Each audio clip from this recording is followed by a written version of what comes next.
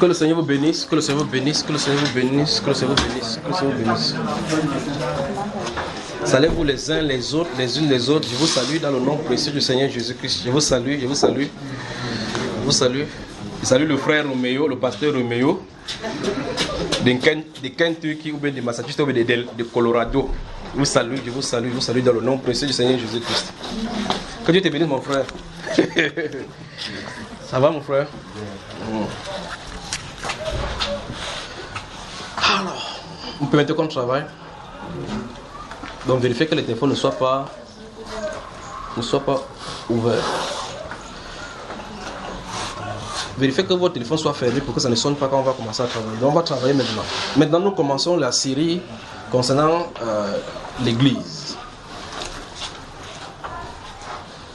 Nous allons commencer la série concernant l'Église. Si vous avez vos questions, épuisez-les maintenant, avant qu'on avance. Parce qu'on va avancer les questions, on va travailler dans ce domaine-ci, concernant l'Église. Comme dans cette première partie, concernant le jeûne, nous avons vu... Comme dans cette première partie, nous avons vu... Quand vous mettez votre téléphone sur l'enregistrement, gardez à l'esprit que ce soit en mode vol, pour que l'on n'appelle pas et ça coupe. Oui, mon cher. Oui, frère. Frère, j'aimerais, si le Seigneur permet, et si toi aussi si c'est possible, j'aimerais qu'on puisse revenir sur la question que j'avais posée ici par rapport à la religion. Oui. Et j'avais posé tout en sachant que ce n'était pas ce que la Bible disait, c'est-à-dire les prescriptions qui étaient données n'étaient pas conformes à ce que les gens pratiquaient. Non, ça dépose la question directement. La question c'était de savoir de quel type de religion le Seigneur les apôtres parlaient. En parlant d'où? Dans quel passage par exemple? En passant dans le passage de 2 Timothée, là où il dit que les gens seront irréligieux. Et dans Jacques, parce que la religion pure et sans test devant Dieu consiste en oui. Oui. Donc, il était question donc que tu nous dises de quel type de religion, qu'est-ce que la Bible entendait par là, avec toutes les pratiques que Jacques énumérait, disait, quand il disait visiter les pauvres et regarder les pauvres, les deux dans leur affliction. Quand nous avons vu dans le cas des jeunes tout à l'heure là, tu as suivi ce que ça veut dire, non?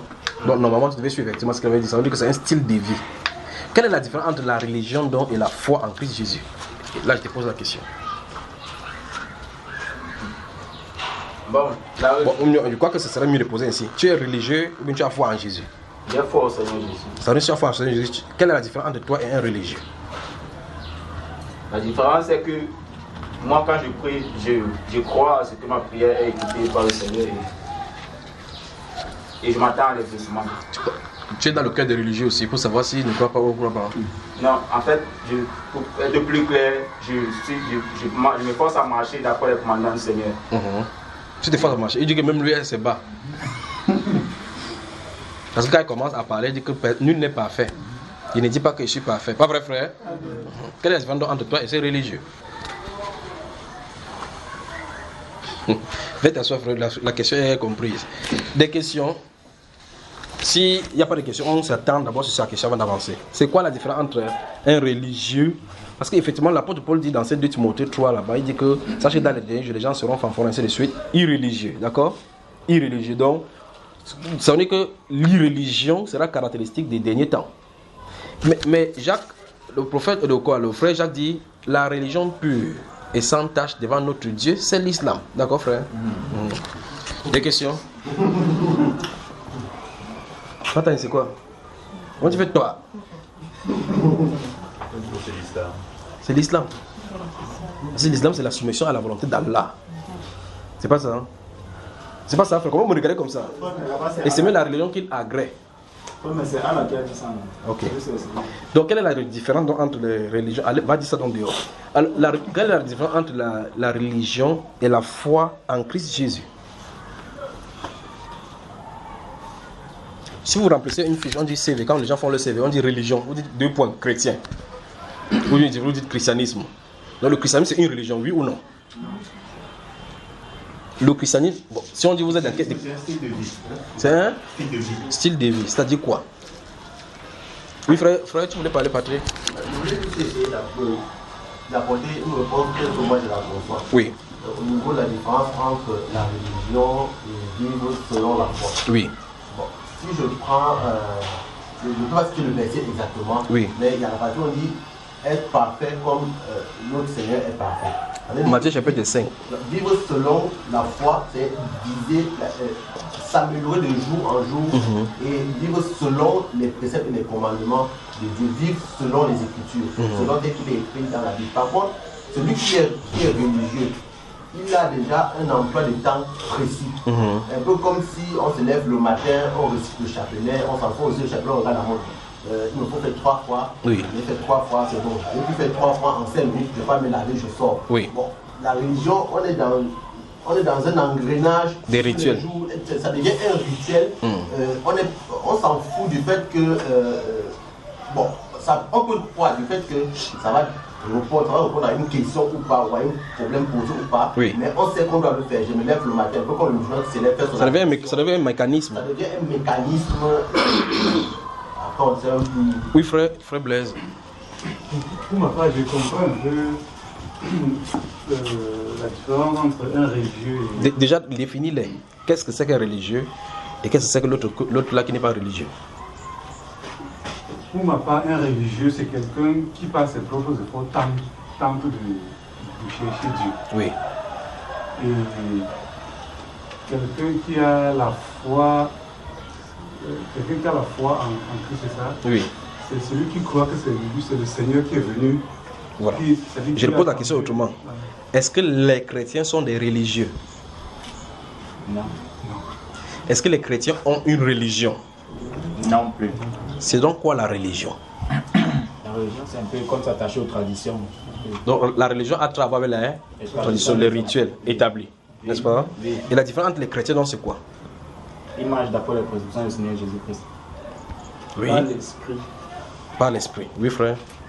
Je voulais lire un passage pour Avant de ma balancer ton. compréhension. Oui. Je suis dans Actes au chapitre 17, verset 22. Actes chapitre 17, verset 22. En parcourant votre ville, vous trouvez extrêmement quoi? Allons-y encore. Dis ça une fois. Debout au milieu de l'aréopage, Écoutez. dit: Homme athénien, Écoutez bien.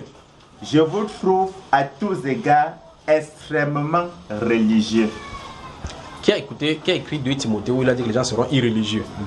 Plutôt l'apôtre Paul. Mais il dit que ceux-ci d'Athènes étaient comment? Extrêmement religieux. Donc ça veut dire que 2 Timothée ne les concerne. L'esprit de 2 Timothée ne les a pas tout touchés. Parce qu'on dit que les gens seront irréligieux. Mais ceux-ci étaient extrêmement quoi? Irréligieux. C'est toi qui as la Bible, c'est toi qui as lu ça maintenant. Tu dis que c'est irréligieux. Religieux autant. Oui, donc, qu'est-ce que tu voulais dire? Attends, frère.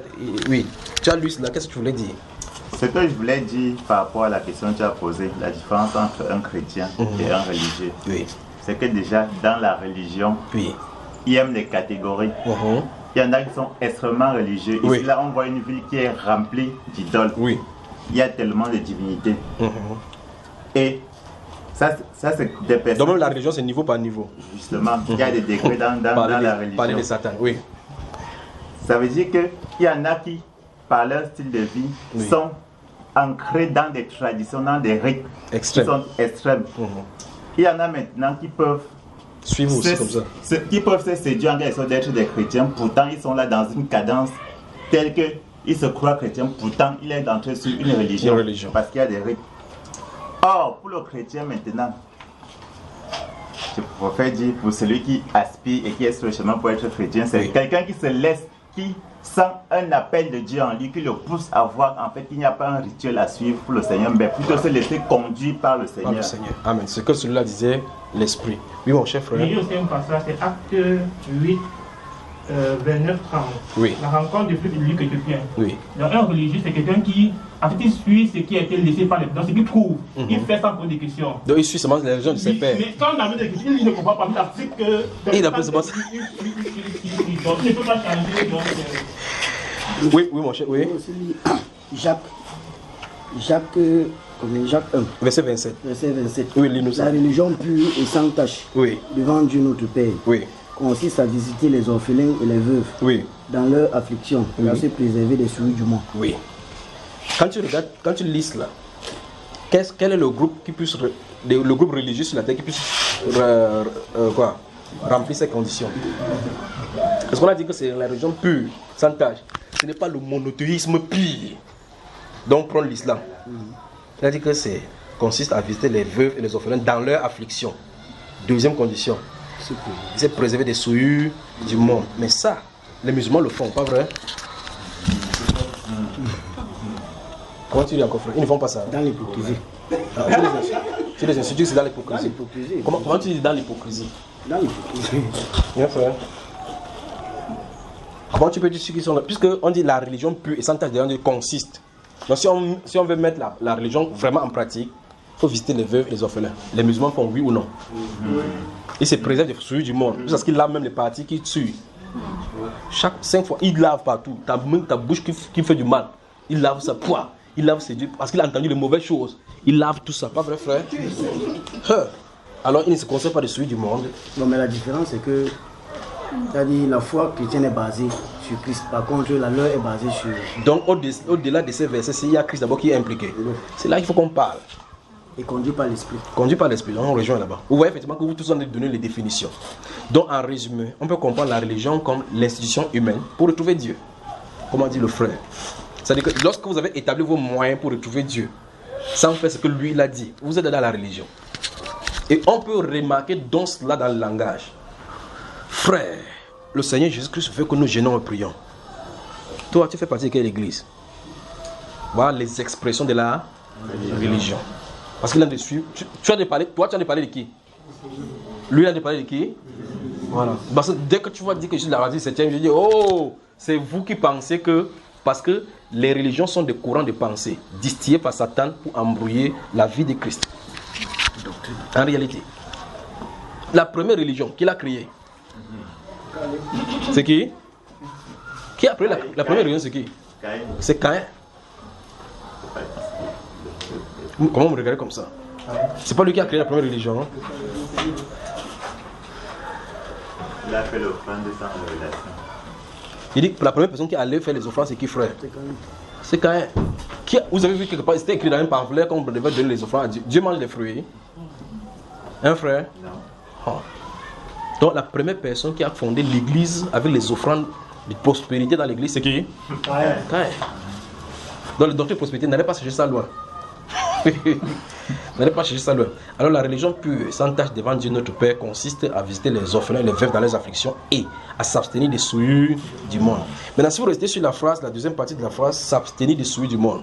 Quand tu vas t'abstenir des souillures du monde, comment donc? C'est les convoitises qui font la guerre à l'âme, à l'intérieur. Tu vois comment tu vas t'abstenir? Vous voyez qu'il y a une autre étape dont la Bible dit, n'est-ce pas? C'est qu'il faut qu'on soit délivré du péché. Et là, aucune religion ne peut faire ce problème-ci. Aucune religion sur la terre, aucun principe humain ne peut annihiler le péché, l'aiguillon du péché dans la vie humaine. Parce que le salaire du péché, c'est la mort. Donc, la seule possibilité d'aller dans l'église où il n'y a pas de péché, c'est de mourir. Si tu meurs, le péché te laisse, tu peux maintenant te regrouper dans l'église des morts. La religion pure et sans tache devant Dieu notre Père, c'est là où vous allez prendre maintenant cette thème. Pourquoi l'apôtre Paul dit que les gens seront irréligieux? Ça se trouve que les choses sacrées seront bafouées. Vous allez partout, le monde met les croix sur les juifs et ainsi de suite, irréligieux. Maintenant, quand ces gens-ci d'Athènes, comme il a lu dans Actes chapitre 17, quand ils sont extrêmement religieux, ça suppose que quoi? Ils comprennent effectivement qu'il faut adorer un être. Et ils adorent des êtres. C'est la religion là-bas. Vous voyez cela? Il a cherché les inscriptions, il a trouvé même un Dieu inconnu.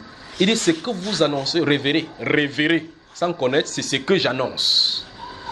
Vous voyez cela? Donc, l'apôtre Paul, l'évangile, la révélation de Dieu n'étant pas venue là-bas, les gens ont reçu leur propre révélation.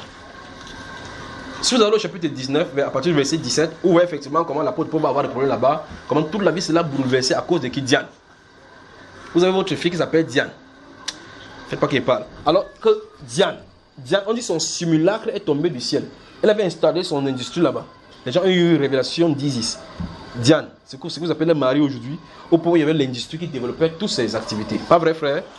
Quand l'apôtre Paul est entré là-bas, c'était la religion avec la vie de Christ. Parce que la différence principalement, c'est Christ venant habiter dans un cœur humain. Christ venant habiter dans un cœur humain donne un style de vie qui est le style de vie céleste. Donne un style de vie qui est une vie céleste. Une vie de l'esprit, une vie agréable au Seigneur. Ça veut dire que c'est Christ en nous faisant son œuvre. Alors que la religion consiste à faisons notre rituel pour plaire à Dieu. D'accord? Dès le départ, si Christ n'y est pas, tout ce que tu fais c'est dans la religion. D'accord mon cher? On peut avancer. Si vous avez des questions, posez-les. J'ai une préoccupation. Vous entendez là-bas? Le principal. J'ai une préoccupation. Oui. Parce que là, ça crée de la confusion. Je veux un éclairci par rapport à ça. C'est dans Genèse. Oui. Parle fort pour que ceux qui sont pas plus s'entendent. Genèse 4. Genèse chapitre 4. Ouais.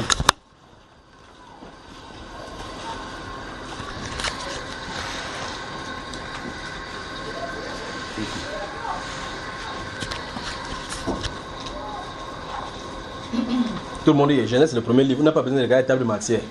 Genèse chapitre 4, on y va. Oui, lorsque Caïn avait tué son frère Abel, Oui. à partir du verset 15, Oui. il a dit, l'Éternel lui dit, si quelqu'un tuait Caïn, Caïn sera vengé 7 fois. Oui. Et l'Éternel mit un signe sur Caïn pour que quiconque le trouverait ne le tuât point. Oui. Puis Caïn s'éloigna de la face de l'Éternel et habita dans la terre du nord, De Nod. à à l'orient du jardin. Ma question est la suivante. Parce que quand Dieu créé Adam et Ève, Oui. ils sont deux. Oui. Bon. Ils ont accouché 2 enfants, Caïn Oui. et Abel. Qui t'a dit?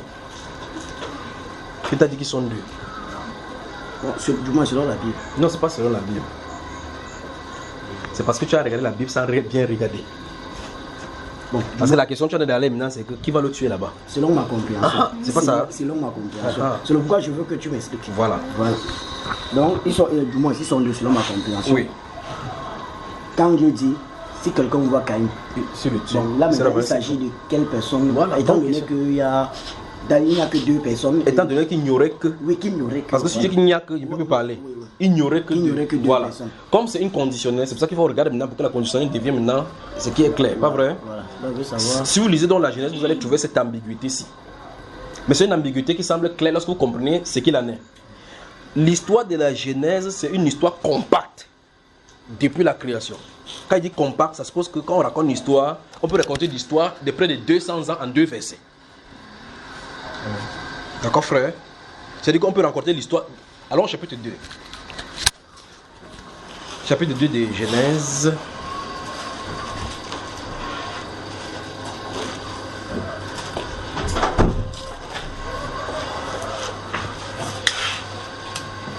Chapitre 2, versets 15 et 16. Chapitre 2, verset 15 et 16, il dit, l'Éternel Dieu prit l'homme et le plaça dans le jardin d'Éden pour le cultiver et pour le garder. Oui. L'Éternel Dieu donna cet ordre à l'homme, tu pourras manger de tous les arbres du jardin. Continue. Continue, frère. Mais tu ne mangeras pas de l'arbre de la connaissance du bien et du mal, car le jour où tu en mangeras, tu mourras. Ah non, on s'arrête là-bas. Vous avez vu ce qui est écrit, n'est-ce pas? Puis on passe à l'étape maintenant de la formation de la femme. Pas vrai?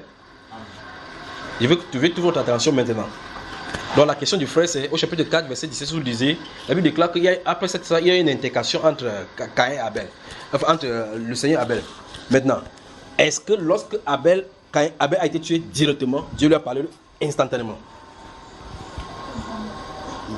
Dès qu'il a tué, il a fermé la terre. Lorsqu'il s'est tourné, Dieu lui a parlé. Non. Il a parlé quand? Je vais regarder plusieurs fois.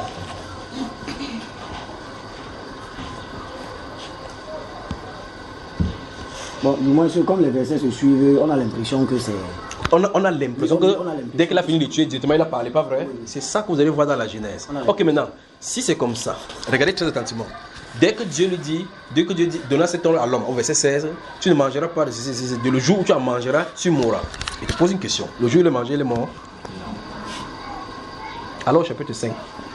Regardez bien ce que je vais vous dire. Chapitre 5. Alors, verset 1. Voici le livre de la postérité d'Adam. Oui.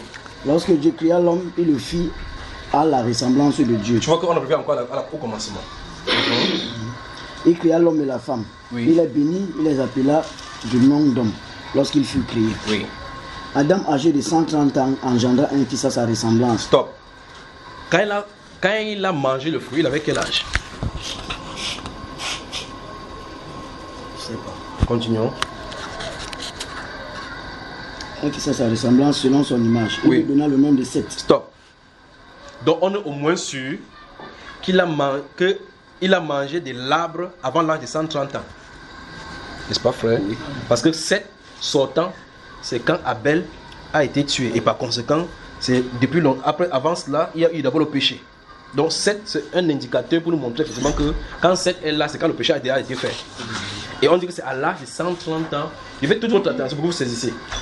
Ça veut dire que c'est à l'âge de 130 ans qu'il accouche de 7. Et la femme va dire que ces 7-ci vient en remplacement d'Abel que Caïn a tué. Donc ça veut dire que l'événement de tuerie est derrière l'âge de 130 ans. N'est-ce pas? Par conséquent, l'événement du péché est derrière l'âge de 100. Nous sommes d'accord. Ça veut dire que nous sommes au moins sûrs que l'année où Adam a mangé le fruit défendu était inférieur ou égal à 130 ans. Oui ou non? Ok. L'enfant naît en combien de jours? Quelles sont les différentes étapes de l'enfant? 9 mois. 9 mois. Mais Dieu a dit au verset 16 du chapitre 2 que tu vas mourir à quelles conditions? C'est à l'homme. Quand il a donné l'homme, qu'est-ce qu'il a dit? Le jour où tu mangeras, nous avons convenu que le jour où il a mangé, c'est derrière 130 ans. Et ici, il vient d'accoucher un enfant. Donc, s'il accouche un enfant, l'enfant a au moins 9 mois dans l'eau. Donc, on est sûr au moins que le moment où il a mangé dépasse 9 mois. On peut aller comme ça. C'est pas dichotomie, comme on fait en mathématiques. On fait jusqu'à ce qu'on trouve la limite. On tend vers la limite là. On avance, frère. Alors, en clair, ça veut dire que le jour où Adam, en clair, on peut tirer la conclusion claire ici, que le jour que Adam a mangé, il n'est pas mort. Oui ou non, frère? Non. Hein? Il n'est pas mort. La question c'est, Dieu a-t-il menti? Non, Dieu n'a pas menti. Parce que déjà les conséquences qui s'en suivent. Non, laisse les conséquences.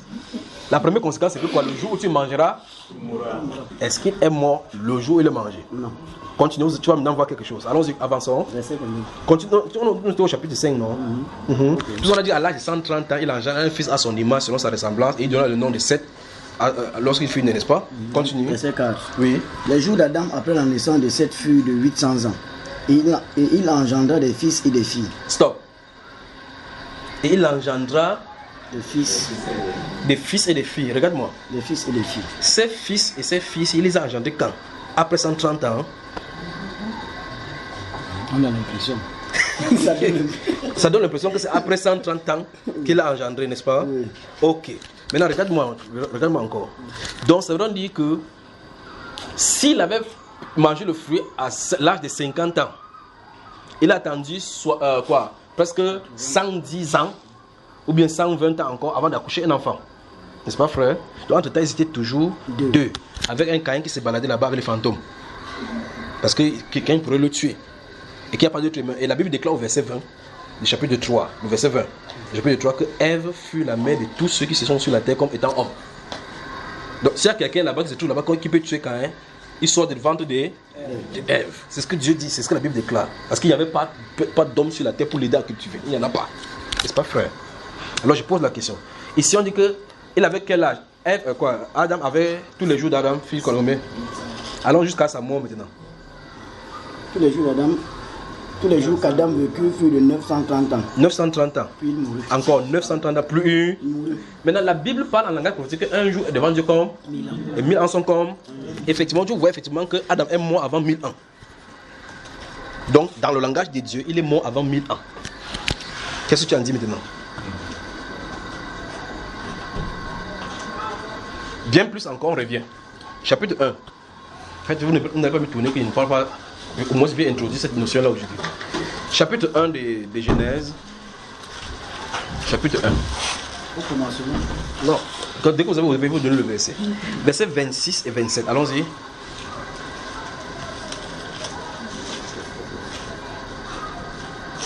Puis Dieu dit, faisons l'homme à notre image, selon oui. notre ressemblance. Oui. Et qu'il domine sur les poissons de la mer, sur les oiseaux du ciel, oui. sur le bétail, sur toute la terre, oui. et sur tous les reptiles qui rampent sur la terre. Oui. Dieu créa l'homme à son image et il le créa à l'image de Dieu et créa l'homme et la femme. Oui. Il créa quoi? L'homme et la femme. Ça c'est quel jour? C'était au jour de la création. Ça c'est clair, c'est la création. La Bible déclare à partir du verset 1, Dieu dit que la lumière se sépare avec les ténèbres. On dit que c'est fait le jour 1. Il fait telle chose, ça fait jour 2, les luminaires, jour 3, ainsi de suite. Ce qui se passe, c'est qu'on dit là, c'est en quel jour? Comment? 6e jour. Tu es d'accord avec moi? Ça veut dire qu'on dit que l'homme et la femme ont été créés le même jour. C'est-à-dire que nous sommes quand par exemple aujourd'hui samedi. Donc Dieu les a créés samedi. Pas vrai frère? Non.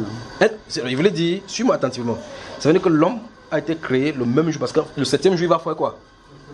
Il va se reposer. Selon le chapitre 2 là, le chapitre 2 va nous dire clairement, lis le verset 1 chapitre 2. Ou bien le dernier verset du chapitre 1 d'abord, avant d'être tombé au chapitre 2. Allons-y. Dieu vit tout ce qu'il avait fait. Dieu vit tout ce qu'il avait fait. Celui-ci va aller à haute voix. Dieu vit tout ce qu'il avait fait. Oui. Et voici, cela était très bon. Oui. Ainsi, il eut un soir et il eut un matin. Ce fut le 6e jour. Ce fut le 6e jour, n'est-ce pas? Maintenant, continuons au chapitre 2. Ainsi fut achevé les cieux et la terre et toute leur armée. Oui. Dieu acheva au 7e jour son œuvre qu'il avait faite. Oui. Et il se reposa au 7e jour de toute son œuvre qu'il avait faite. Au 7e jour. Maintenant, lis le verset 6 et le verset 7. Allons-y. Non, le verset 6 et verset 7 ne va nulle part au chapitre 2. Mais une vapeur s'éleva de la terre et arrosa toute la surface du sol. Oui. L'Éternel Dieu forma l'homme de la poussière de la terre. Oui. Il souffla dans ses narines un souffle de vie et l'homme devint un être vivant. Regarde-moi. Le verset 1 du chapitre 2 dit que Dieu se reposa. N'est-ce pas? Ici, là, il est en train de faire quoi? Il est encore en train de crier. C'est quel jour alors? Mais comment, frère? Ça va dans tous les sens. Ça va dans tous les sens comment? C'est ça qui veut. Ça avance, ça revient, et puis tout ça. Là, c'est ce qui a brûlé les historiens. Dieu n'a pas mis ça au hasard dans les Saintes Écritures. Je peux vous, si vous allez, on va dans les livres de prophètes, vous voyez certaines de ces choses. Vous voulez qu'on y va? Donc vous voyez ces choses aussi. Dieu ne fait pas des choses mécaniquement comme les hommes. C'est pour ça qu'il fait cela.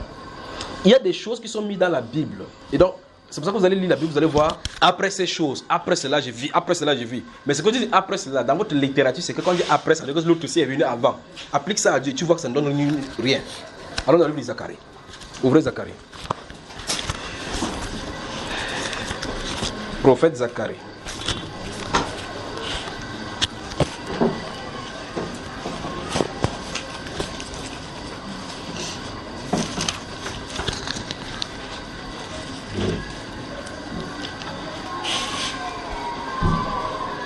On y va.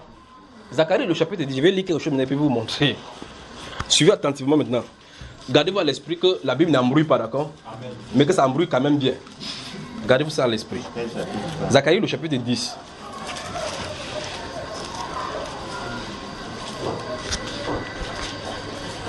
Je vais lire quelques passages dans la Bible et puis je vais vous donner certaines choses et puis l'autre je vais vous donner un devoir. Comme vous me posez des questions là maintenant. Vous êtes prêts? On y va? Zacharie chapitre 10, je vais lire à partir du verset 7. On me prend à partir du verset 4 pour que vous compreniez. Donc je prends le verset 4 du chapitre 10 de Zacharie. Pas Zacharie dans ta Bible. Comment tu fouilles depuis comme ça? Il est dans Daniel maintenant. Je n'étais pas dans... Ok. Verset chapitre 11. Non, chapitre... Non, chapitre... Non, c'est le chapitre 10 qui est devant moi. Bon, alors chapitre 11. Alors chapitre 11. Je vous ça et puis ça ne parle du chapitre 10. On y va.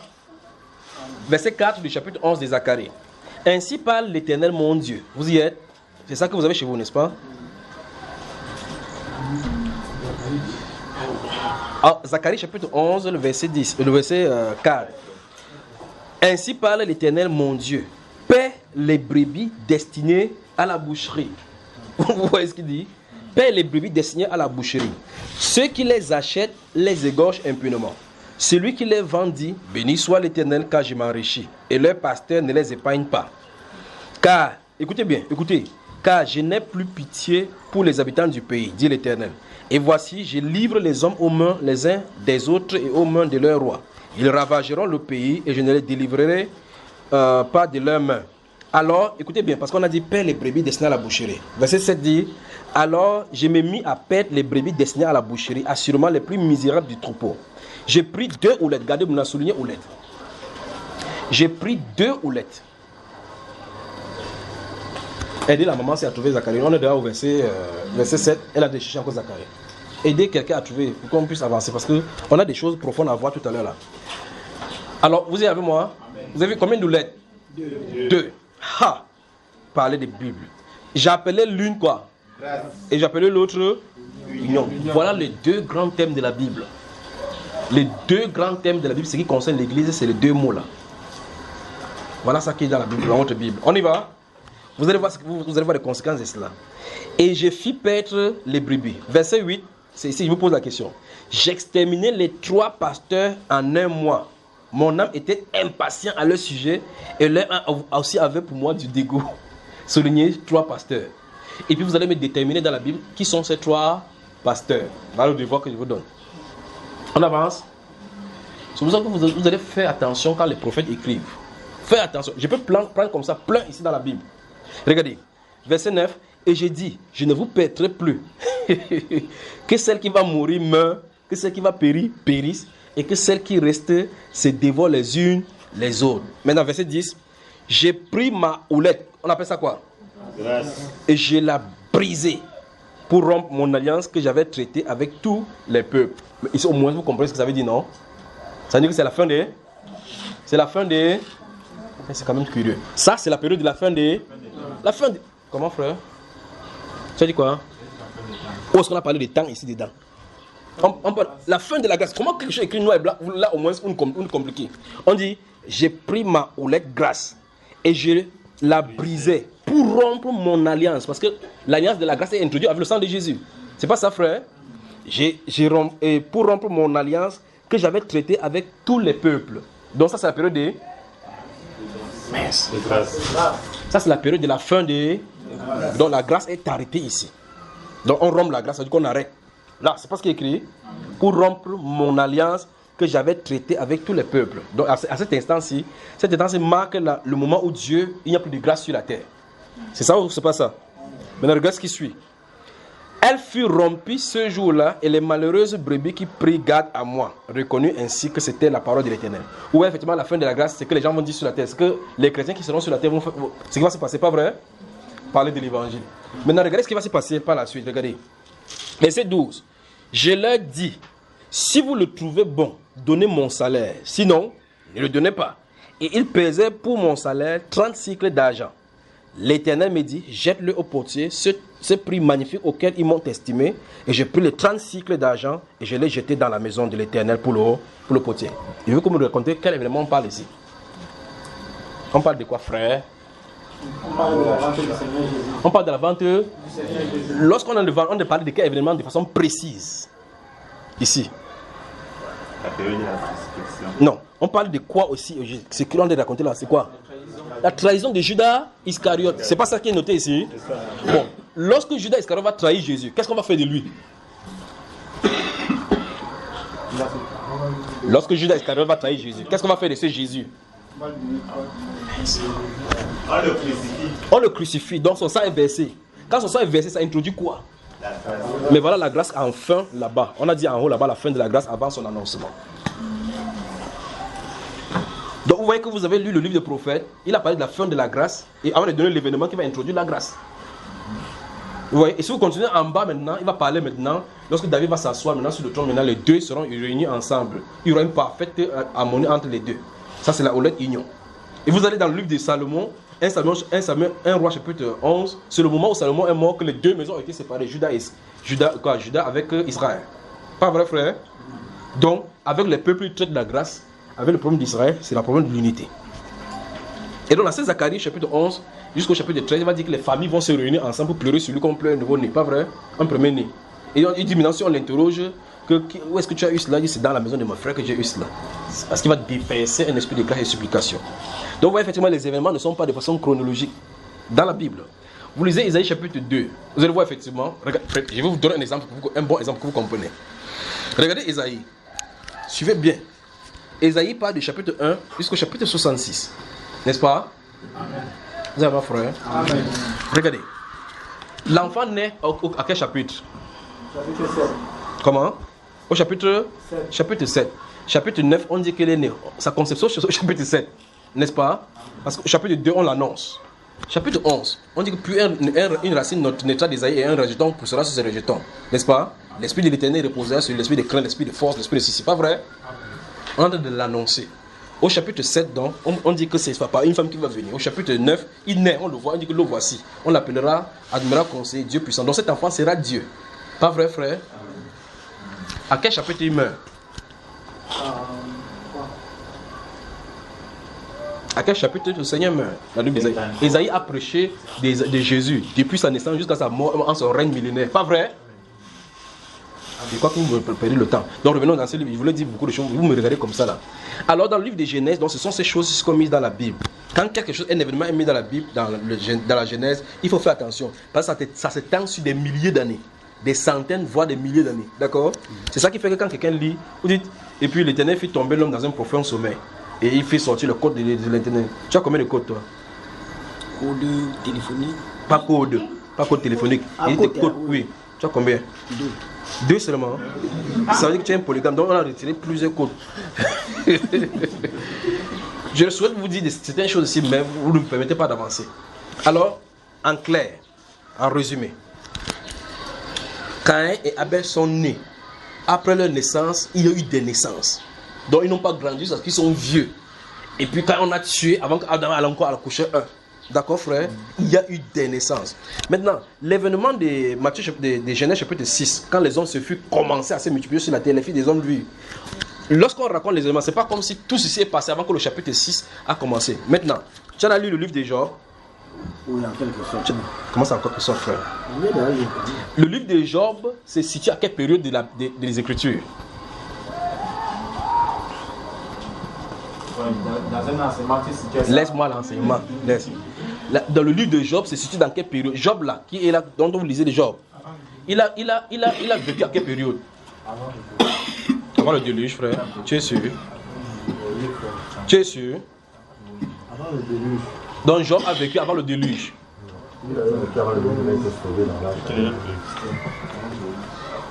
Donc Job a vécu avant le déluge. Donc Job a vécu avant Noé, c'est ça? Oui. Comment tu dis encore? Tu veux encore non. Il a vécu avant Noé, oui ou non? Oui, il a vécu avant Noé. Tu savais ça, frère?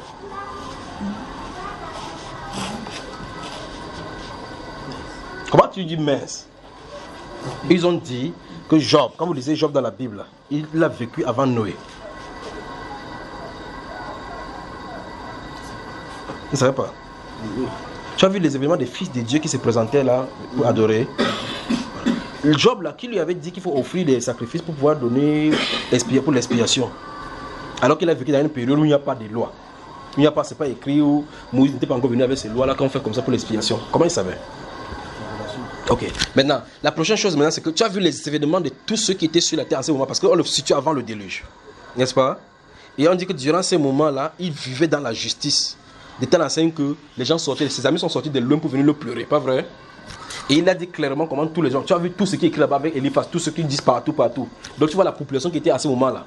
Alors ça veut dire que l'événement du chapitre 6 de Genèse raconte des choses qui ont eu lieu depuis le commencement. On a des allées de c'est pas la Genèse chapitre 1, à un moment donné, donc on a commencé à dire les fils de Dieu vivent les filles de l'homme. Ça veut dire qu'on a dit de raconter depuis ce qui s'est passé lorsque les gens, sans qu'on commence à se mélanger. Donc quand Adam et Ève ont accouché, leurs enfants avec les enfants de Caïn ont commencé à accoucher. Parce que la première chose, c'est que Caïn a pris sa demi-sœur. C'est la première fois d'abord. Donc, c'est ce que Genèse chapitre 6 a dit de raconter. D'accord? Dans la Genèse chapitre 6, on n'a pas dit de raconter un événement qui est disjoint depuis le chapitre 2. D'accord? Donc, depuis le chapitre 3, quand le péché est entré, après maintenant l'humanité a commencé le mélange. Et quand ce mélange a mélangé au fur et à mesure, les gens se multiplient sur la terre, ils s'est mélangé. C'est pas qu'il y avait des autres hommes que Dieu a créés de l'autre côté, ou bien les extraterrestres qui habitaient là-bas, que les gens sont allés là-bas pour le tuer. Non. D'accord? Ce sont des événements qui s'étendent sur beaucoup d'années. D'accord, frère? Amen. Des questions? Oui. Une fois de plus encore, c'est une question toujours qu'on avait laissée en suspens. Oui. C'était dans Thessaloniciens chapitre 5 où il était question de savoir comment était l'esprit. Quand l'apôtre Paul dit n'éteignez pas l'esprit. Oui. Là-bas, j'avais posé la question de savoir comment donc était l'esprit. Puisque je discutais avec un chrétien, un frère. Il faisait comprendre qu'on pouvait perdre son salut et il s'appuyait sur ce passage en disant que le chrétien partit en enfer et il expliquait ça avec. Bon, tu lui donnes les enseignements sur Bamba Iban encore. Autre question? Il perd son salut. S'il veut perdre son salut, il perd. On te pose une question ici, on avance. Quelle est la question là, Bruno? Non, je dis pour lui. Tu lui dis qu'il va se Bambé, il va écouter, d'accord? Oui. S'il a peur de perdre son salut, il garde ça précisément. Oui. Bon, frère, à la maison, il y a une chaîne à la maison où il y a certains panélistes, des traditionnalistes, des personnes qui veulent retourner aux ancêtres. Bon, puisque à la maison il n'y a pas le plateforme, donc quand il y a la télé au salon, j'écoute dans la chambre, être assis. On t'évangélise étant là-bas dedans. Tu es dans la chambre, tu dors, on dit que votre Jésus n'est pas bien. Oui, vas-y frère. Oui, et puis, je les ai entendus parler, ils étaient en train de discuter sur Jésus-Christ réincarné. Ils disaient qu'il n'est pas ressuscité et ils donnaient les passages de Dieu pour appuyer cela. Ah, là, tu notais sur le livre. J'écoutais juste des passages qu'ils donnaient, j'avais ça en tête. Dis-lui nous. Parce que Jésus-Christ est réincarné, il n'est pas ressuscité. Ils étaient en train, ils ont pris dans Luc 24, ils ont aussi pris Corinthiens. Dis-nous ce qu'il a dit donc. C'est que c'est Luc 24 dit qu'il n'est pas ressuscité. Bon, eux, je ne suis pas en train de dire qu'il n'est pas ressuscité. Non, ce verset-là, quand tu lis, parce que tu dis que tu as ça en tête, dans ce verset, on dit qu'il n'est pas ressuscité. Non, on ne dit pas ça. On dit quoi dedans?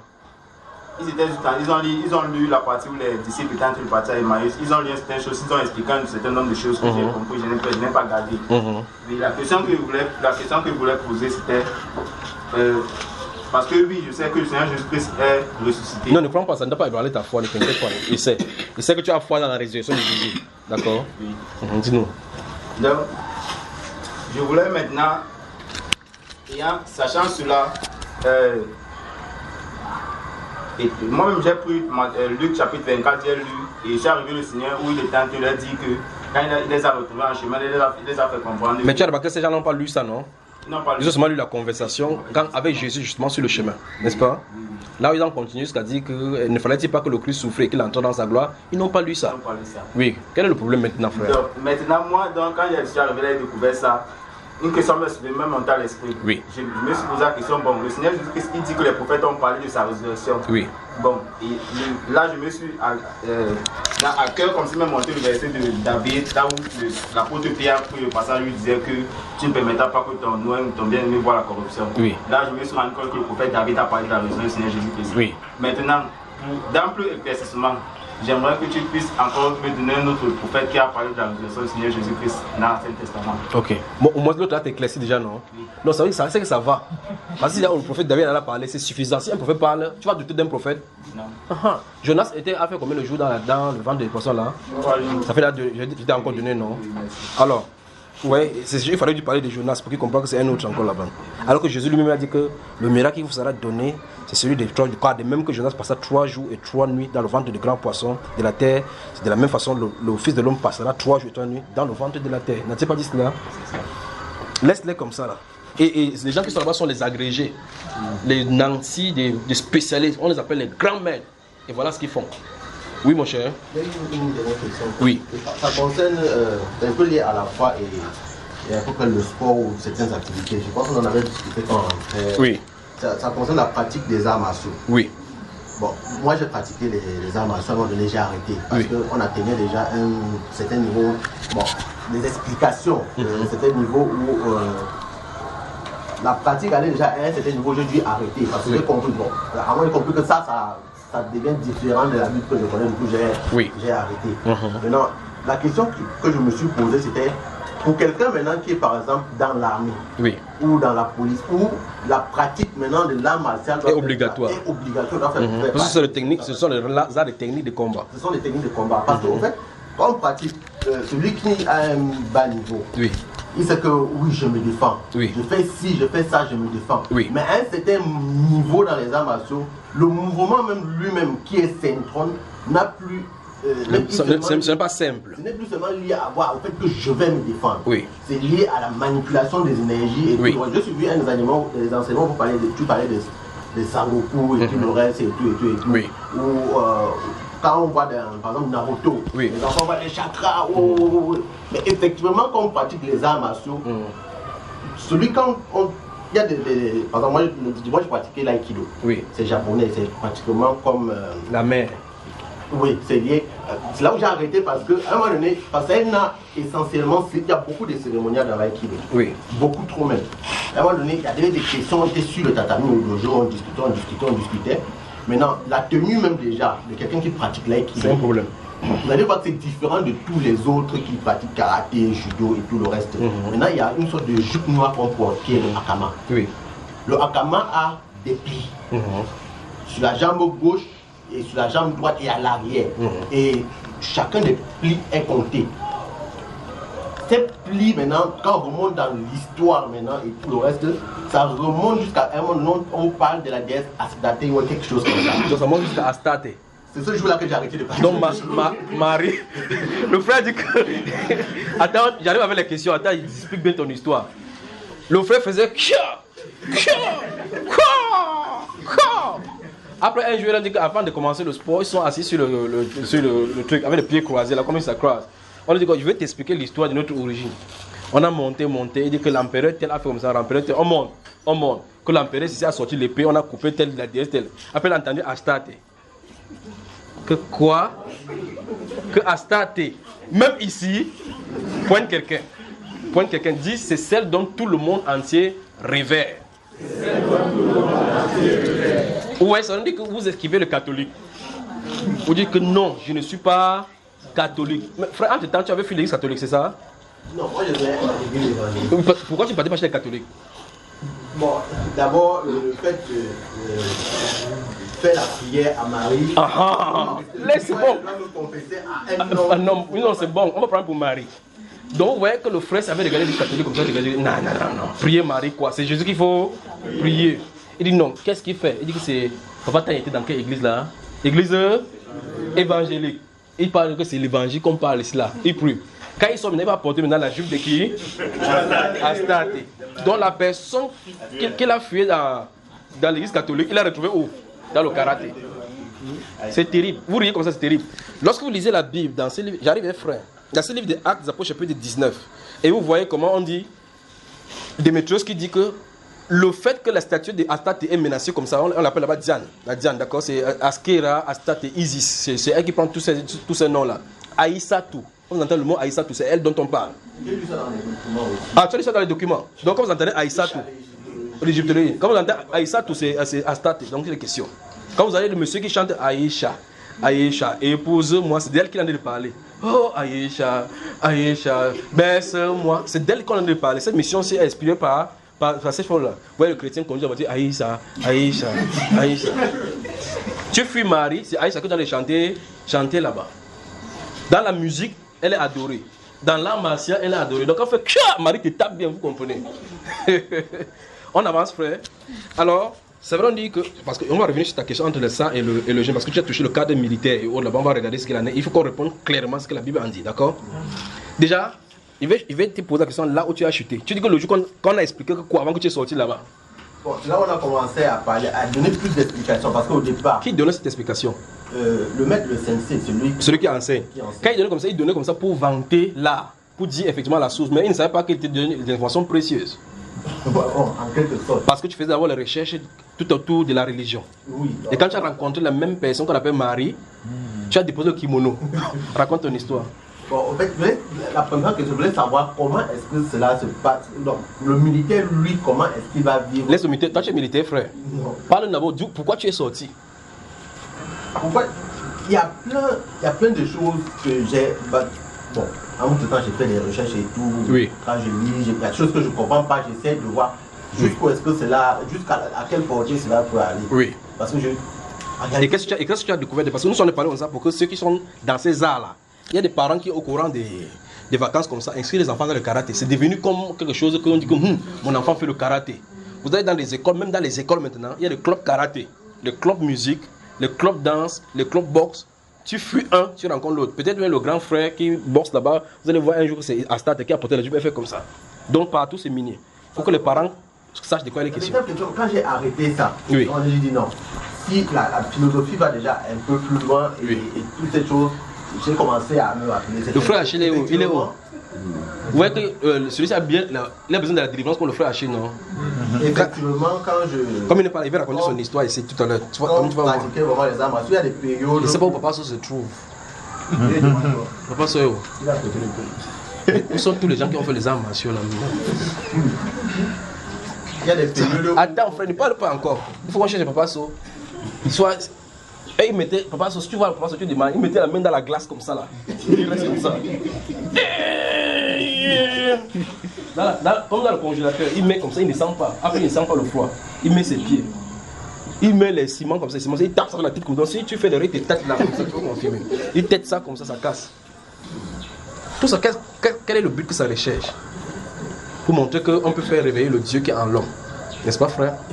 Et le faire agir. Ça fait partie des discussions qui ont fait en sorte que j'arrête les arts martiaux. Parce qu'à un moment donné, on parlait d'ouverture des portes, des chakras. Et moi, je connais la portée que ça peut avoir sur les répercussions sur la vie spirituelle. Même pas que ça peut avoir, que ça a. Bon, dès cet instant-là, je ne faisais plus, il y avait des exercices de concentration. Donc, comme on dit, les exercices de concentration qu'on faisait, donc, pendant que les autres faisaient, moi j'étais juste fait. Je dis, Seigneur, Dieu qui protège, moi, il veut seulement faire le sport. Seigneur, je le faisais, en fait, je ne me concentrais plus comme oui, tu dis que maître, fais attention, il ne peut pas me lâcher faire, il ne peut pas me laisser faire. Oui. Parce qu'au début, vraiment, quand on faisait et que j'étais en plein dans l'exercice, tu pouvais vraiment, quand tu le fais réellement et que tu es vraiment en plein, tu peux sentir comment l'énergie, tu peux sentir l'énergie qui t'enveloppe, donc tout le corps chauffe. L'énergie se dégage tout autour de la. Et c'est ça qu'on peut prendre. Envoyer sur quelqu'un de taper sans le toucher. Effectivement, quand on évolue dans la pratique des arts martiaux. Et détruire ses tissus, n'est-ce pas? Quand on évolue dans la pratique des arts martiaux, on a vu, j'ai pas besoin de te toucher. De te toucher. En fait, même l'aïkido d'abord, ça enseigne la souplesse. Oui. La principale philosophie, c'est je n'ai pas besoin de bagarrer avec toi. C'est la manipulation des énergies. Je veux d'abord te dissuader qu'on peut pas aller jusqu'à la bagarre. Oui. Donc j'ai toutes les techniques de te contourner possible, de te tordre le bras pour te dissuader que n'allons pas jusqu'à la bagarre. Parce que tu parles, tu vas le tuer. Tu vas le tuer. Je te brise les bras, la nuque en petits morceaux, jusqu'à ce que tu comprennes qu'il faut qu'on s'arrête. À un moment donné, ça devient donc la supériorité. La pratique est tout autour des mouvements. Oui. Et tous ces mouvements-là, c'est de la cinétique. On terme dans la physique ou les mathématiques, on revient à l'énergie cinétique. Le champ magnétique, on construit le champ magnétique tout autour de toi. Toi qui viens avec ton coup de poing, je me déplace tous, je n'ai pas besoin de. Comme le karatéka qui fait. En réalité, même la pratique de l'aïkido, quelqu'un qui a fait karaté, quand il a eu sur un dojo d'aïkido, en 2 jours, s'il n'est pas résistant, il va fuir. Même s'il a fait ceinture dans le karaté, il va fuir parce que il y a des déplacements. Ce sont des bases. Donc, il y a d'abord la chute. Mais c'est ce qu'on appelle là-bas énergie, parce qu'ici on travaille avec l'énergie. Ce qu'ils appellent énergie, c'est quoi en réalité? Les esprits. Je ne peux pas pousser. Bon, quelqu'un se classe derrière ces murs-ci. Tu te concentres. Tu fais 1 fois, 2 fois sans toucher le mur et la personne sent que tu l'as touché. Qu'est-ce qui n'est pas touché? Eux, ils appellent ça quoi? Les nerfs. Mais c'est quoi en réalité? Moi, je pense que c'est. En réalité, c'est un esprit peut-être qui va se déplacer pour aller faire. Tu veux le cajoler, frère? Ok, si il me concentre, il fait. En regardant avec la concentration, j'éteins cette ampoule parce que c'est ce qu'on enseigne. Que tu peux déplacer les objets même avec la concentration. Quand tu te concentres et que ces garçons-là, son stylo qui est là-bas se déplace, qu'est-ce qui déplace vraiment le stylo? On parle du pouvoir de la pensée, mais est-ce que c'est la pensée elle-même qui déplace? C'est pour cela qu'il y a une branche, si vous lisez le document, j'arrive avec ta question, d'accord frère? Merci. Si vous lisez le livre de Helena Blavatsky, parlant du retour de Christ, et du Isis Unveiled. Le titre c'est là en anglais. Je sais pas que c'est 1600, quelque chose de 1600 pages. Si vous lisez dans ce livre-là, c'est en anglais. Je ne sais pas si vous pouvez trouver la version française, la Isis Unveiled. Si vous trouvez, vous tapez sur Isis. En français, ça veut dire la révélation d'Isis. Qui est Isis? Quand vous lisez là-bas, vous allez savoir comment cette femme-ci, depuis le temps de Jérémie, que vous lisez dans Jérémie chapitre 7 là, qui a bouleversé tout le peuple juif, fait emprisonner Jérémie comme ça. Vous allez voir ce qu'elle a fait tout autour de la religion. Et plus encore, vous allez voir ce qu'elle est en train de vouloir faire dans l'humanité. La religion de New Age est totalement contrôlée par Isis. Lorsque vous regardez les Chinois, vous regardez les choses, vous avez comme l'impression que vous dites c'est le dragon, le symbole c'est le dragon, mais en réalité c'est le pouvoir de cette démon là qui est dedans. Vous me suivez, frère? Dans Actes chapitre 19, quand je t'ai cité là tout à l'heure, on dit que c'est elle que toute l'Asie et le monde entier révèrent.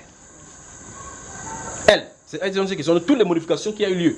L'Asie dont on a parlé en Asie ou à Éphèse, où ils sont en train de le faire, où il y a cette intégration, c'est ce que vous appelez la Turquie aujourd'hui. Mais vous pensez que la Turquie est arabe, pas vrai? C'est le Dieu, la même déesse là qui a desservi l'islam là-bas. La même déesse. Vous regardez dans c'est pas le temps de parler de l'islam là encore. Mais ce qui veut vous dire, c'est que cette Isis là est entrée de part et d'autre partout. Paris même a été fait à partir d'elle. Parce qu'on dit Paris, Paris, ça veut dire on jurait par Isis. C'est ce qu'on a dit que Paris. Comment frère? Par Isis. La maison d'Isis. Donc quand quelqu'un dit, il m'en va à Paris, il part chez qui? Isis. C'est terrible. Terrible. C'est pour ça que vous allez voir les mêmes stèles qui se trouvent en Égypte. La pyramide d'Égypte se trouve la tour Eiffel de Paris. Allez au niveau de la tour Eiffel, vous allez voir les monuments d'Égypte, même auprès de l'Assemblée nationale. Terrible. Même chose aux États-Unis. Même chose au Vatican. Donc c'est eux qui contrôlent le Vatican. Les États-Unis, et Paris et tous les autres là-bas. La Bible déclare celle que tout le monde entier révère. Donc tu vas chanter une musique comme ça. Aïcha, Aïcha, épouse-moi, c'est qui est derrière? C'est Isis. Astarte. Alors voilà où on se retrouve. Donc Isis est dans le karaté. Donc si il y a quelqu'un qui rate le culte mardi, dimanche chez les catholiques qui ne s'en fait pas, qui va faire le karaté lundi, il va faire la même communion. Pas vrai? On va au-delà de cela. Maintenant, notez Jeux olympiques. Jeux olympiques. Puisqu'il a déposé la question sur là. Si vous regardez, vous faites les recherches sur Jeux olympiques, vous avez votre internet, vous appelez taper origine des Jeux olympiques. Vous allez remarquer qu'à l'origine, les Jeux olympiques, ce que vous appelez Jeux aujourd'hui, d'accord, où on met les 5, c'est pour dire c'est les 5 continents. Faites seulement les recherches. Dans les enseignements, plusieurs fois j'ai posé cette question-ci. Les divinités telles que Astarte, Isis, Tammuz, tout cela, Memouza, Moloch, tout cela. Dans la Bible parle. Se trouve où aujourd'hui? Oui. Les anciennes cités où adoraient ces dieux, les dieux cananéens là, ont été détruits. D'accord? Mais les divinités là se trouvent où? Je vous pose la question chaque fois dans les enseignements. La Bible est formelle. Une nation ne peut pas changer son Dieu. Donc ça veut dire que s'il y a un peuple qui était quelque part et que ce peuple là a changé, les divinités ont changé, les choses ont changé, c'est qui gouverne là-bas, c'est ce Dieu là. Le gars s'est adapté. Parce que si le Dieu là est empereur, on porte le calisson, lui-même porte le calisson. S'il est empereur, on porte le djinn, il est dans le djinn. Donc s'il y a un moment donné où il y a les rocs en roc, il est à l'intérieur. Un peuple change-t-il son Dieu? Alors maintenant, quand vous allez regarder la définition des Jeux olympiques, vous allez remarquer que les Jeux olympiques, à l'origine, étaient des rituels religieux pour les divinités grecques. Dans les différentes villes juives, les villes grecques se réunissaient pour commémorer les cérémoniels, les différentes disciplines, en mémoire des dieux grecs. C'est ce qui s'est passé. C'est ce qui s'est passé. Mais aujourd'hui, on dit que les Jeux olympiques, ça vise à réunir les 5 continents. Ce qu'on a mis là-bas avec ces ronds-là pour dire, c'est pour montrer effectivement que cette divinité s'étend sur les 5 continents. Il faut qu'on les adore. Donc ceux qui participent aux Jeux olympiques louent les divinités païennes. C'est pour ça qu'on essaie de parler. Les Jeux olympiques viennent de Olympe. Olympe, ce sont des dieux, c'est un dieu païen, n'est-ce pas? Donc si quelqu'un s'inscrit là-bas, quelle que soit la discipline, j'ai gagné un médaille d'or. Ça veut dire que qui t'a félicité, frère? Le dieu Olympe. Donc quand tu vas prier que Seigneur Jésus, fais que quand on va courir les 100 mètres là, que je gagne, afin de t'honorer, afin de continuer honore qui, frère? Le dieu Olympe. Voilà les Jeux olympiques. Donc quand vous entendez que votre pays a gagné beaucoup de médailles, vous gardez chez vous. Ça veut dire que beaucoup de divinités païennes sont entrées chez vous. Jeux olympiques. Panthéon, ça veut dire quoi le Panthéon? Vous entendez parler de Panthéon? Oui. Ça veut dire quoi? Musée des divinités. C'est là-bas en France où on passe les bancs de donner la nationalité. Donc pour la nationalité, quand vous venez, on vous amène dans ce que c'est dans ce site historique-ci qu'on va vous donner la nationalité française. Donc en témoignage des dieux que vous êtes maintenant français, ils mettent leur onction sur ta nationalité. Voilà là où on en est. Pour ceux qui sont en France, regardez le stade Saint-Denis. Allez chercher qui est Saint-Denis. Ce qui s'est passé à Saint-Denis, ce qui était là avant qu'on appelle Saint-Denis maintenant. Vous allez être surpris que Saint-Denis n'est pas vraiment Saint-Denis. On est mal barré. Mal barré. Prenez seulement le livre de Will Durant, avec pour titre L'apogée du christianisme. L'apogée du christianisme de Will Durant, le tome 7 ou bien tome 9. Lisez ce qu'il dit à la page 227. De ce que l'Église catholique a fait en convertissant les chrétiens, les païens. On dit qu'on a trouvé la source. Les gens s'est adoré l'esprit des eaux. L'esprit des eaux s'appelle, comment on dit, Mami Wata. On dit Sainte Marguerite. Pour ne pas rompre brusquement avec leur sensibilité. On a sanctifié l'eau en donnant le nom saint pour qu'ils continuent à révérer les eaux. Donc l'Église catholique est polythéiste. La grande magie de la Babylone. Voilà. Maintenant répondons à la question. Première chose. nous avons convenu, et toi tu as fui à cause de cela, que c'est Marie qui initie le karaté, ta discipline, n'est-ce pas? En réalité, d'abord, revenons toutes sur la base. Toutes les disciplines de karaté, c'est une discipline spirituelle. D'abord. Ça fait partie du Budo. Du Budo, c'est ça que tu as dit. Oui. Voilà. Donc ça veut dire que c'est une religion. Ça veut dire que c'est une religion de l'esprit parce qu'on manipule les esprits là-dedans. Donc ce sont les esprits qui veulent s'entraîner pour le jour du combat, de grand jour. Ils veulent les disciples qui vont s'entraîner. Vous connaissez le frère Achille, n'est-ce pas? Oui. Vous savez ce qui est arrivé au frère Achille là-bas, la dernière fois qu'on était à Macapé? Qui était là-bas? À l'Opom, qui était là-bas lorsqu'il a été délivré de ces choses quand ça le pulvérisait? Qui était là? Pas tu étais là, jour là. Comment tu dormais à ce moment-là? Qui était là? Levez les mains, voir. Personne n'était pas là. Toi aussi tu étais là, frère Achille, le jour qui était là, quand ça va saouler comme ça là. Tu vois que c'était le Saint-Esprit. Ça s'est passé comment? Tu voyais quoi? Qu'est-ce que tu avais vu? Il s'est levé et criait donc. Tu as dit que hey, tu avais peur. Remarquez, il fallait qu'il soit ici pour vous raconter ça. Remarquez ce qui s'est passé ce jour-là. Pendant que ce soir-là c'était chargé, et puis le Saint-Esprit dit, va vers lui. Il dit, lève-toi, lève-toi. Il tend la main. Il tape ses mains, bam. Quand il tapait, bam, quelque chose a été déposé en lui. Quand vous voyez dans ce film-là, oh, you get, on fait, wow, wow. Les choses qui partent comme ça, là, ce sont ces choses, ce sont des esprits. D'accord? Ça part dans cette direction. C'est quoi, tu joues à ça? Hein? Les jeux de rôle, où on vous fait choisir un personnage. Sachez que quand vous choisissez un personnage, vous venez d'agréer spirituellement. C'est une alliance. Les jeux de rôle. Quand on dit que tu choisis l'âme qui va faire mal, tu dis oui, je choisis l'âme si je vais tuer les gens. Tu craques, ça va supposer que tu as choisi le mal en toi. C'est pour ça que vous voyez, les jeux ont évolué de tel en qu'à un moment donné, on met le casque. Vous vivez ça comme si vous vivez vraiment. Au point où vous faites l'accident, c'est comme si vous avez fait l'accident. Pour ceux qui font la navigation, peut-être d'autres sont en hélicoptère, d'autres c'est avec les. Ils entrent dans les champs, jusqu'à ce que on ne voit personne. Vous voyez seulement sur l'écran que la personne fait ça pour tirer. On tire, c'est comme tu le sens. C'est le jeu de rôle. C'est-à-dire que les esprits entrent en contact avec ton esprit. À un moment donné, vous êtes connecté au point où tu vis la chose réellement. Maintenant, ceux qui font ces jeux de rôle vont automatiquement vivre ce jeu de rôle dans leur esprit. C'est-à-dire dans le sommeil, ils vont être dans ce royaume-là. Parce que les gens qui ont installé ça, le but c'est de robotiser les gens et rendre les gens méchants, les uns contre les autres. Alors toutes ces choses-là, les jeux vidéo ou là-bas, ce sont des jeux de l'esprit. Ce sont les jeux de l'esprit. Ces choses, c'est le mouvement de karaté dans les siècles passés. Si vous connaissez l'histoire des samouraïs, si vous racontez l'histoire des samouraïs, vous allez voir son origine, comment ça a commencé. Maintenant, on commence à parler comme une samouraï, comme une discipline, comme un groupe. Pourtant, ce sont des meurtriers dès le départ. Alors, c'est une religion. Ça, c'est une religion. Et dans le New Age, ça commence à prendre des embranchements, comme il a dit. Vous allez prendre le yoga.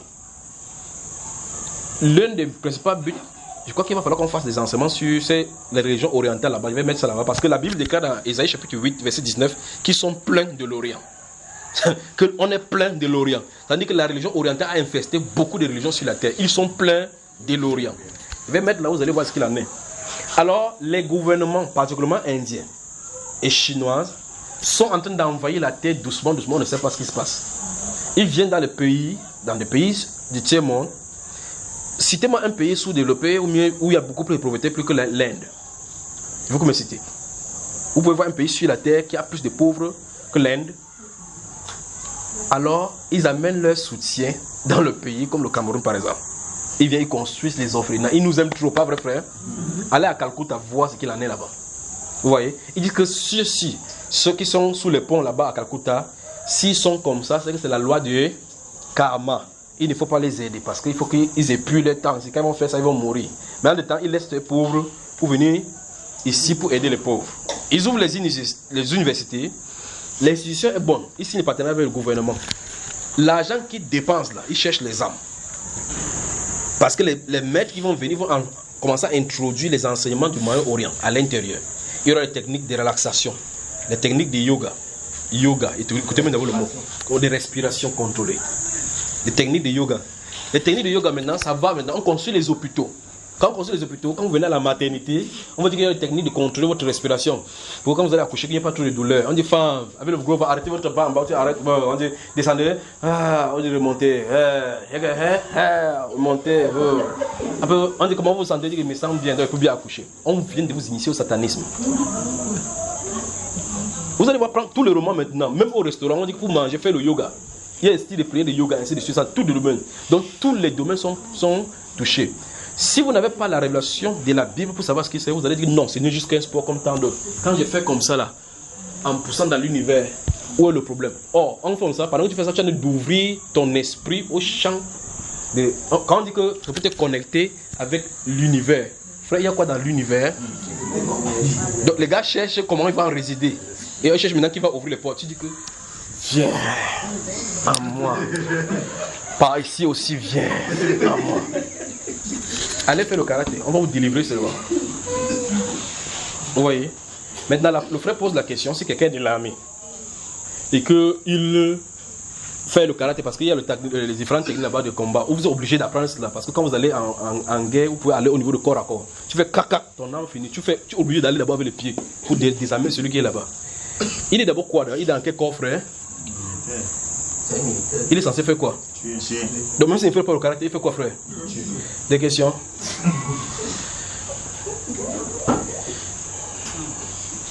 J'avais dit ici, lorsque nous voyons, j'avais dit, lorsqu'on va avancer, vous allez voir effectivement que plus vous allez vous serrer du côté de Dieu, plus vous allez voir effectivement qu'il y a des travaux sur la terre que vous ne pouvez pas faire. Parce que vous allez arriver au niveau de la... Comme là, il faisait son karaté tranquillement. Et remarquez très attentivement, quel que soit le niveau de secte que vous allez entrer, on ne vous dit jamais que c'est une secte mauvaise. Un franc-maçon ne peut pas rester dans la voie que du non. Ils vont dire avec la veste qu'il n'y a pas de sacrifice chez nous. On ne fait pas de sacrifice. C'est une cercle de réflexion philosophique. Dans ce cas, pourquoi il faut initier les gens? Parce qu'on va faire comme ça, que tu as entendu, tu dis oui. Tu as entendu niveau 2, tu as oui. Niveau 3, tu as vu. Niveau 4, ta fille. Il dit, j'ai pas, tu as signé la langue là-bas au niveau 2. Tu rentres, tu meurs, il y a la loi du serment. Pas vrai, frère? Et remarque bien l'initiation. On met le couteau symboliquement sur le cou, il garde le secret. On a te dit clairement que si tu ouvres la bouche, on te tire. Tu as bien assimilé cela. C'est pas ce que vous comprenez. La loi du secret. Alors quand regardez bien à la télévision, quand on parle, on pose la question, oui, monsieur le ministre, est-ce que telle chose il fait comme ça là? Quand il fait c'est juste le geste qu'il fait. Il ne s'adresse pas aux journalistes, ni à la télévision. Il dit aux initiés qui sont en train de voir la télévision que rassurez-vous, il ne peut pas voir le secret. C'est ce que ça veut dire. Oui, mon cher frère. La position là, oui. Il y a toute une étude. Oui. Ça s'appelle la synégologie. Oui.